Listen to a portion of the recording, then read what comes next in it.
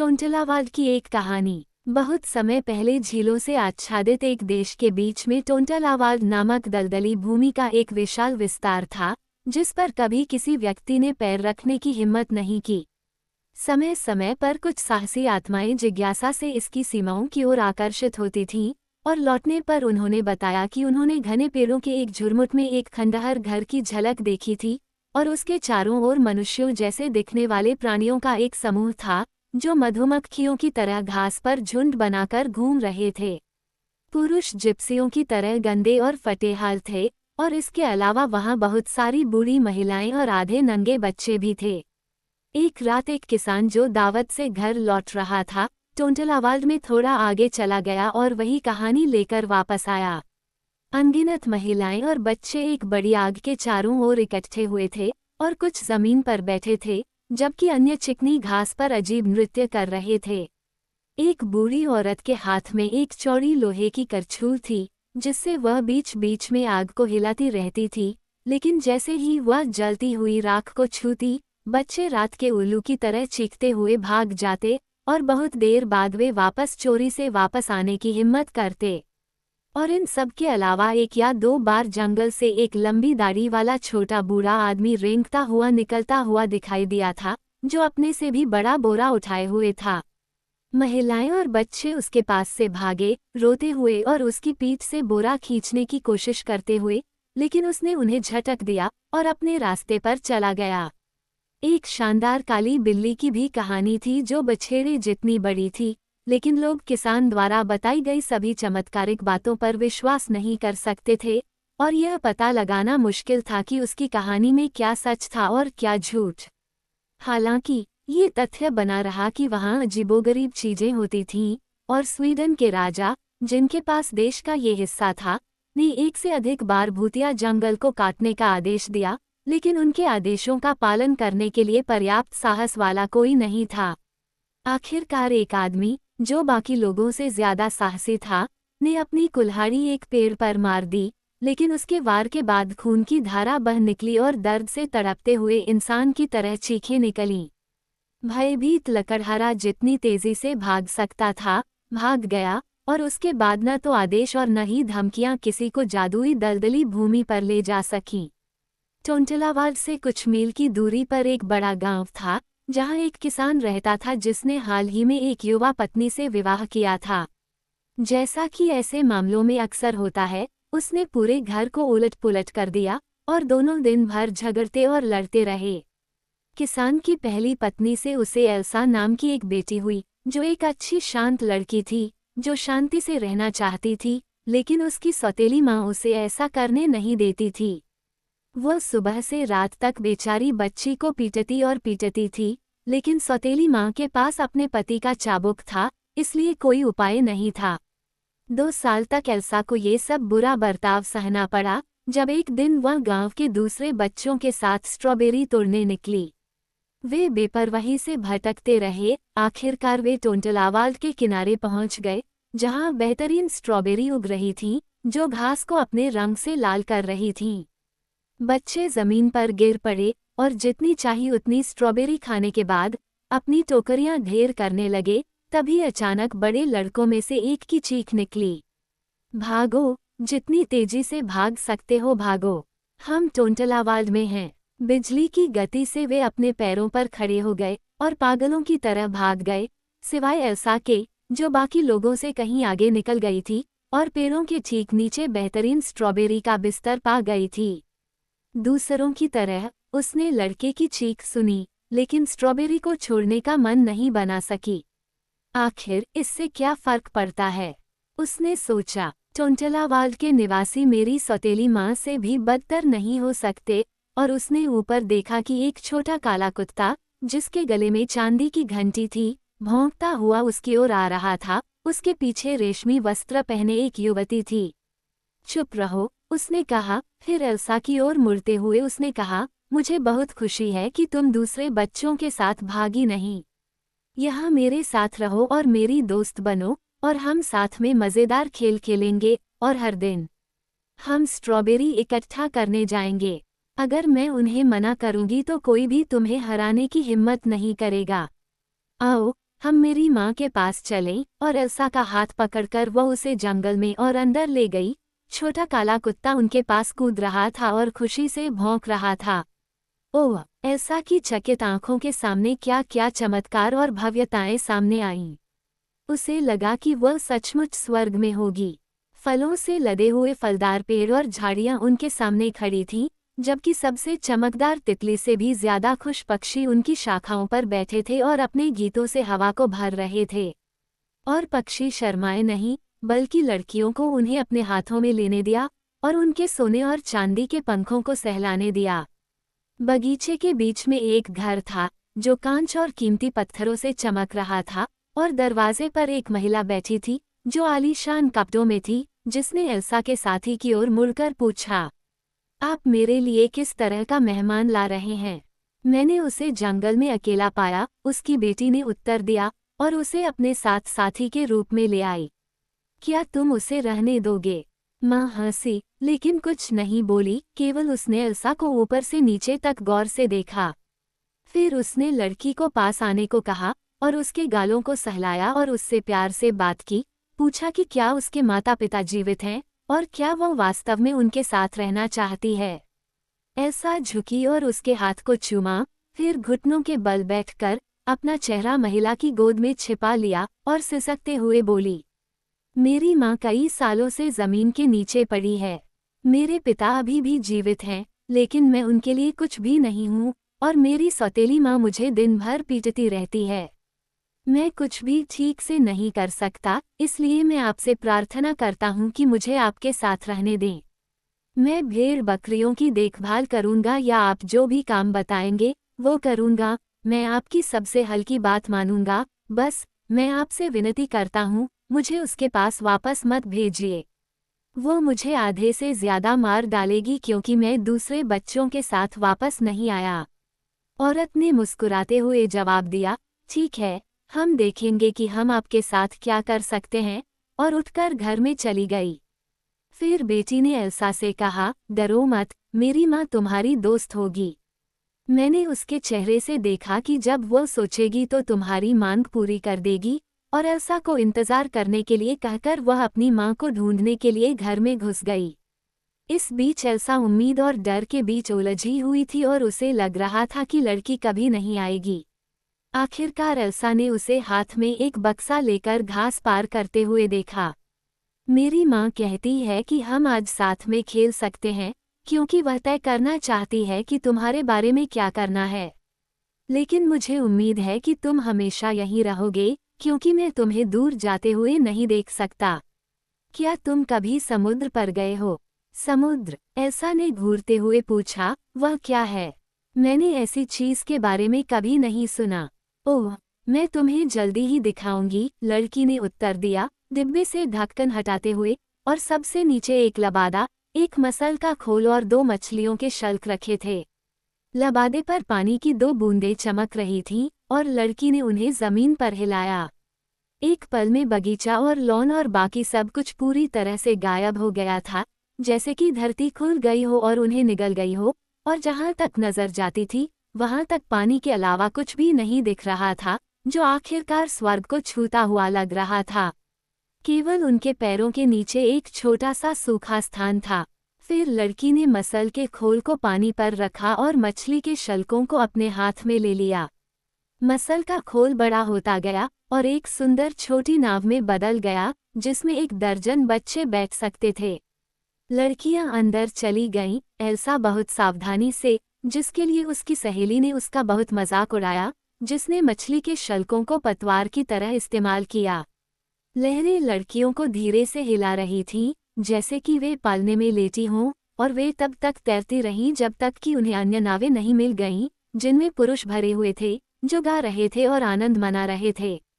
लड़की ने कहा, हमें भी तुम्हारे लिए एक गाना गाना चाहिए, लेकिन चूंकि एल्सा को कोई गाना नहीं आता था, इसलिए उसे खुद ही गाना पड़ा। एल्सा पुरुषों के किसी भी गाने को समझ नहीं पाई, लेकिन उसने देखा कि एक शब्द बार बार आ रहा था, और वह था किसिका। एल्सा ने पूछा कि इसका क्या मतलब है, और लड़की ने जवाब दिया कि यह उसका नाम है। ये सब इतना सुखद था कि वे हमेशा के लिए वहीं रह जाते यदि कोई आवाज़ उन्हें यह न कहती कि बच्चों, अब तुम्हारे घर लौटने का समय हो गया है। इसलिए किसिका ने अपनी जेब से छोटा बक्सा निकाला जिसमें कपड़े का टुकड़ा पड़ा था और कपड़े को पानी में डुबोया और देखो, वे बगीचे के बीच में एक शानदार घर के पास खड़े थे। उनके चारों ओर सब कुछ सूखा और ठोस था और कहीं भी पानी नहीं था।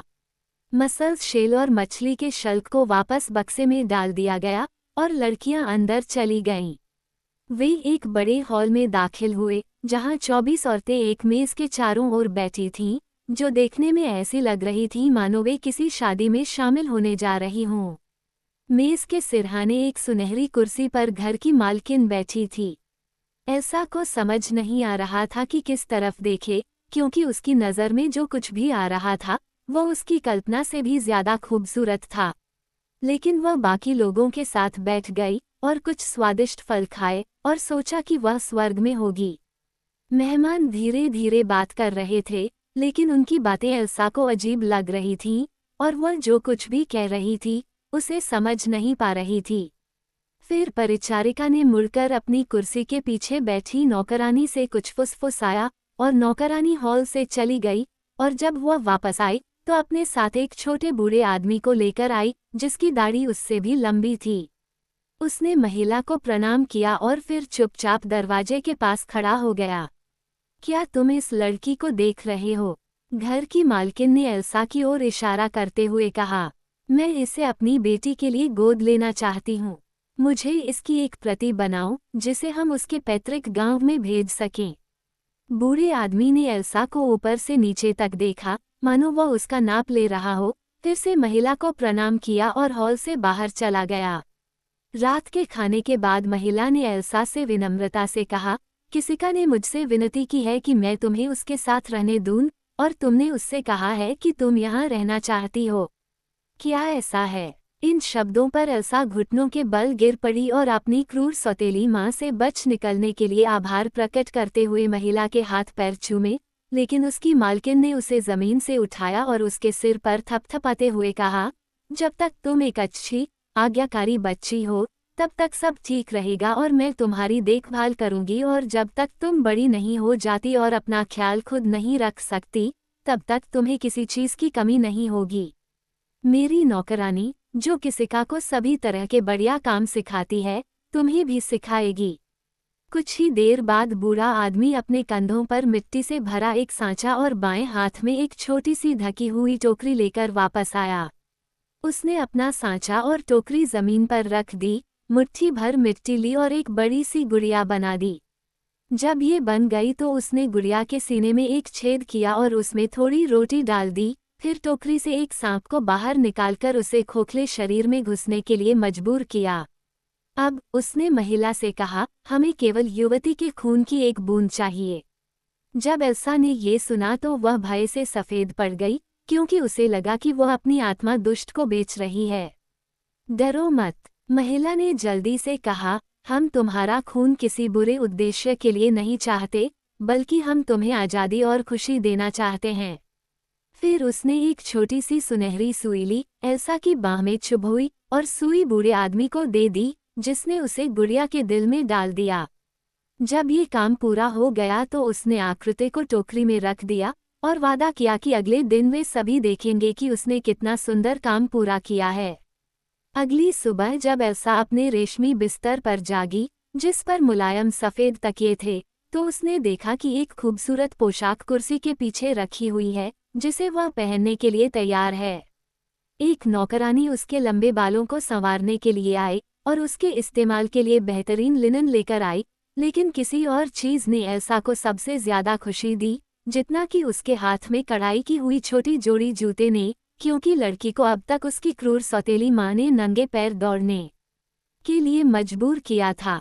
अपनी उत्तेजना में उसने एक दिन पहले पहने हुए खुरदरे कपड़ों के बारे में कभी नहीं सोचा, जो रात में जादू की तरह गायब हो गए थे। उन्हें कौन ले जा सकता था? खैर, उसे यह धीरे धीरे पता चल ही गया, लेकिन हम अनुमान लगा सकते हैं कि गुड़िया को वे कपड़े पहनाए गए थे जो उसकी जगह गांव वापस जाने वाले थे। जब सूरज उगा तब तक गुड़िया अपने पूरे आकार में आ गई थी और कोई भी एक लड़की को दूसरी से नहीं पहचान सकता था। एल्सा वापस लौट गई जब वह खुद से मिली, जो कल ही दिख रही थी। तुम्हें डरना नहीं चाहिए। जब महिला ने उसके डर को देखा तो उसने कहा, ये मिट्टी की मूर्ति तुम्हें कोई नुकसान नहीं पहुंचा सकती। ये तुम्हारी सौतेली माँ के लिए है, ताकि वह तुम्हारी जगह इसे पीट सके। उसे जितना चाहे पीटने दो, इसे कभी दर्द नहीं होगा। और अगर दुष्ट महिला एक दिन भी सुधर नहीं पाई तो तुम्हारा हमशक्ल उसे वह सजा दे पाएगा जिसकी वह हकदार है। इस क्षण से एल्सा का जीवन एक साधारण खुश बच्चे जैसा हो गया, जिसे उसके बचपन में एक प्यारे सुनहरे पालने में सुला दिया गया था। उसे किसी भी तरह की कोई चिंता या परेशानी नहीं थी और हर दिन उसके काम आसान होते जा रहे थे, और जो साल बीत चुके थे वे उसे एक बुरे सपने की तरह लगने लगे।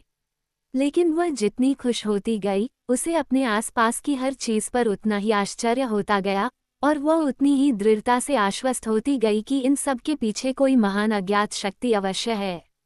घर से करीब 20 कदम की दूरी पर आंगन में एक बहुत बड़ा ग्रेनाइट का टुकड़ा खड़ा था, और जब खाने का समय आता तो लंबी दाढ़ी वाला बूढ़ा आदमी उस टुकड़े के पास जाता, एक छोटा चांदी का डंडा निकालता और पत्थर पर 3 बार मारता, ताकि उसकी आवाज दूर तक सुनी जा सके। तीसरे झटके में एक बड़ा सुनहरा मुर्गा उछलकर पत्थर पर खड़ा हो जाता। जब भी वह बांग देता और अपने पंख फड़फड़ाता तो पत्थर खुल जाता और उसमें से कुछ निकलता। सबसे पहले एक लंबी मेज पर बर्तन रखे जाते थे, जो उसके चारों ओर बैठने वाले लोगों के लिए तैयार होती थी, और यह अपने आप ही घर में उड़ जाती थी। जब मुर्गे ने दूसरी बार बांग दी तो कई कुर्सियां दिखाई दी और मेज के पीछे भागी। फिर शराब, सेब और दूसरे फल, सब बिना किसी परेशानी के। जब सब लोग खा चुके तो बूढ़े आदमी ने फिर से पत्थर मारा। सुनहरा मुर्गा फिर से बांध दिया और बर्तन, मेज, कुर्सियां और प्लेटें ब्लॉक के बीच में वापस चली गईं। हालांकि जब 13वीं डिश की बारी आई, जिसे कोई भी खाना नहीं चाहता था, तो एक बड़ी काली बिल्ली दौड़कर आई और मुर्गे के पास चट्टान पर खड़ी हो गई, जबकि डिश मुर्गे की दूसरी तरफ थी। वे सब वहीं रुके रहे जब तक कि बूढ़ा आदमी उनके साथ नहीं आ गया। उसने एक हाथ में थाली उठाई, बिल्ली को अपनी बांह के नीचे दबाया, मुर्गे को अपने कंधे पर बैठने को कहा और चारों चट्टान में गायब हो गए।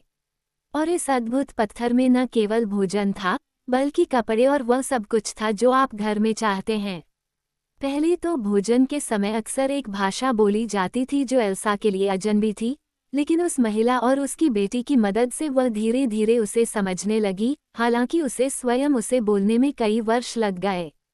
एक दिन उसने किसिका से पूछा कि 13वीं डिश रोजाना मेज पर क्यों आती है और रोजाना बिना छुए ही चली जाती है, लेकिन किसिका को इस बारे में उससे ज्यादा कुछ नहीं पता था। हालांकि लड़की ने अपनी मां को जरूर बताया होगा कि एल्सा ने क्या कहा था, क्योंकि कुछ दिनों बाद उसने एल्सा से गंभीरता से बात की। व्यर्थ की चिंता में मत पड़ो।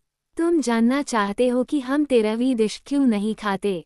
प्यारे बच्चे, वह छिपी हुई आशीषों की डिश है, और हम इसे तब तक नहीं चख सकते जब तक कि हमारा सुखी जीवन यहीं समाप्त न हो जाए। और दुनिया बहुत बेहतर होगी यदि मनुष्य अपने लालच में आशीर्वाद देने वाले को धन्यवाद के रूप में कुछ छोड़ने के बजाय अपने लिए सब कुछ छीनने की कोशिश न करें। लालच मनुष्य का सबसे बुरा दोष है। एल्सा के लिए साल हवा की तरह बीत गए और वह एक प्यारी महिला बन गई, जिसके पास कई ऐसी बातें थीं जो वह अपने पैतृक गांव में कभी नहीं सीख पाती, लेकिन किसिका अभी भी वही छोटी लड़की थी जो एल्सा से पहली मुलाकात के दिन थी। हर सुबह वे दोनों 1 घंटे तक पढ़ने और लिखने का काम करते थे, जैसा कि वे हमेशा करते थे, और एल्सा जितना हो सके सीखने के लिए उत्सुक थी, लेकिन किसिका को किसी भी चीज से ज्यादा बचकाने खेल पसंद थे। अगर उसे मजा आता तो वह अपने कामों को एक तरफ फेंक देती, अपना खजाना बक्सा लेकर समुद्र में खेलने चली जाती, जहां उसे कभी कोई नुकसान नहीं पहुंचा। वह अक्सर एल्सा से कहा करती थी, ये कितने दुख की बात है कि तुम इतनी बड़ी हो गई हो कि अब तुम मेरे साथ नहीं खेल सकती। 9 साल इसी तरह बीत गए, जब एक दिन महिला ने एल्सा को अपने कमरे में बुलाया। एल्सा को बुलावा सुनकर आश्चर्य हुआ, क्योंकि यह असामान्य था, और उसका दिल बैठ गया, क्योंकि उसे डर था कि कोई बुरी चीज उसे डरा रही है। जैसे ही वह दहलीज पार कर गई, उसने देखा कि महिला के गाल लाल हो गए थे और उसकी आंखें आंसुओं से भरी हुई थीं, जिन्हें उसने जल्दी से सुखा दिया, जैसे कि वह उन्हें लड़की से छिपाना चाहती हो। प्यारी बच्ची, उसने शुरू किया, समय आ गया है जब हमें अलग होना चाहिए। अलग, एल्सा ने चिल्लाते हुए अपना सिर महिला की गोद में दबा लिया। नहीं, प्रिय महिला, ऐसा कभी नहीं हो सकता जब तक कि मृत्यु हमें अलग न कर दे। आपने एक बार मेरे लिए अपनी बाहें खोली थीं, अब आप मुझे दूर नहीं कर सकती। अरे, चुप हो जाओ, बच्चे, महिला ने जवाब दिया, तुम नहीं जानते कि मैं तुम्हें खुश करने के लिए क्या करूंगी। अब तुम एक महिला हो और मुझे तुम्हें यहाँ रखने का कोई अधिकार नहीं है।